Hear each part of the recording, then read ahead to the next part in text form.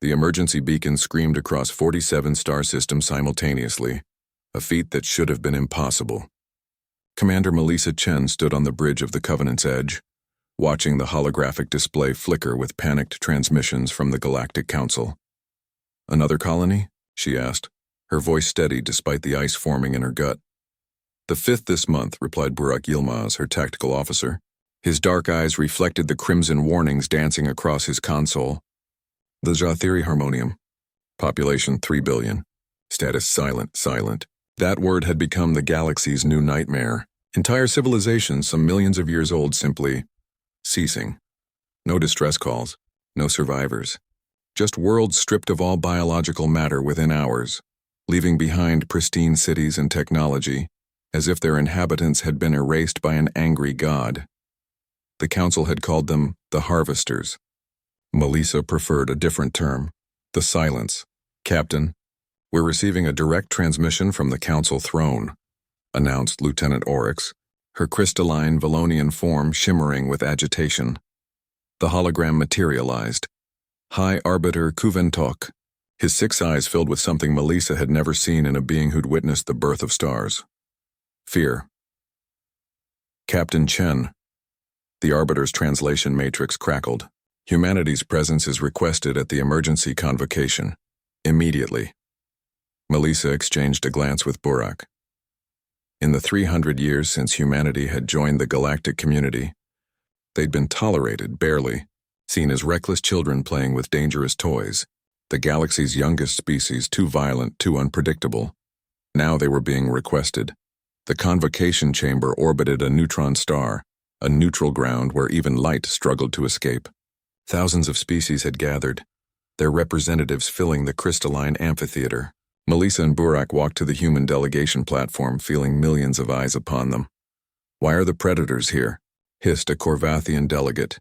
The insult carried clearly across the chamber. High Arbiter Kuventok raised a manipulator for silence.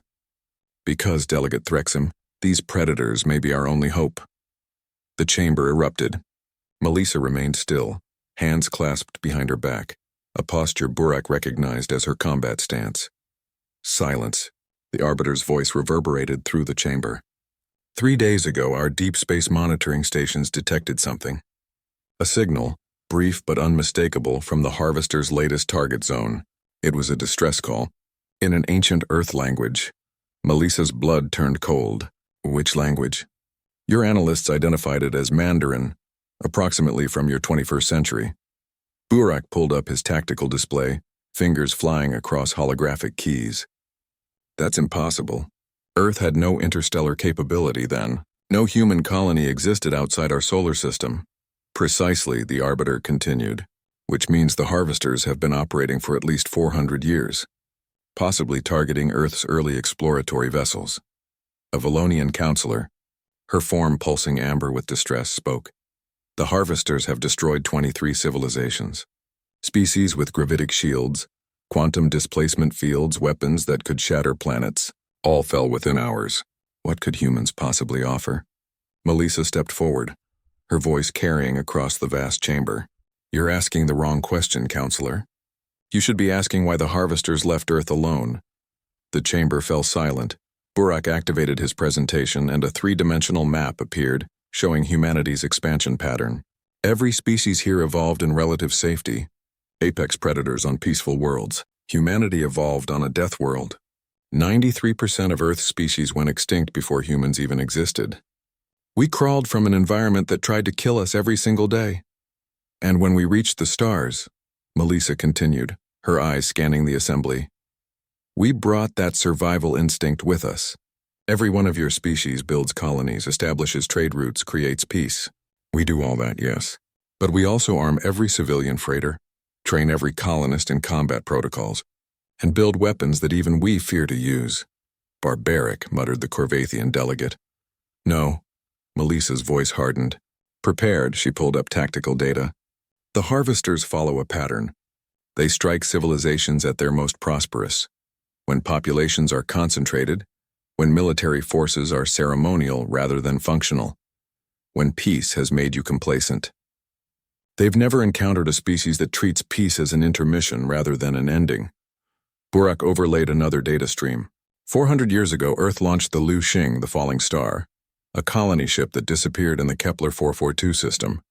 If the harvesters encountered it, they would have found 3,000 humans trained for hostile environment survival, armed with nuclear weapons, kinetic kill vehicles, and biological warfare protocols. For a colony ship? Gasped a delegate. Earth colonies don't expect rescue, Melissa said quietly. We expect to fight, alone if necessary. The Lu King wouldn't have gone silently. They would have hurt the harvesters, made them bleed, made them realize that humans were too costly to harvest. The Arbiter leaned forward. You believe the harvesters chose to avoid humanity? I believe they learned what every predator learns, Melissa replied. Some prey isn't worth the cost. So your proposal? The Arbiter asked. Burak smiled grimly. Stop running.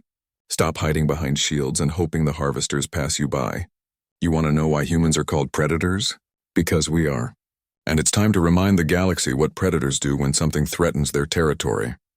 We hunt, Melissa finished. We set a trap. And when the harvesters come to feed, they'll find something they've never encountered before. Prey that bites back. The chamber erupted in debate.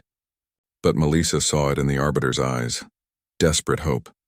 Humanity had been tolerated as dangerous curiosities, violent children in a civilized galaxy.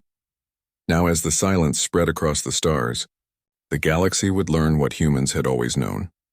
Sometimes, survival requires monsters, and humanity had been monsters since they first learned to sharpen stones and hunt in packs. The only question was whether the harvesters were ready to become the prey.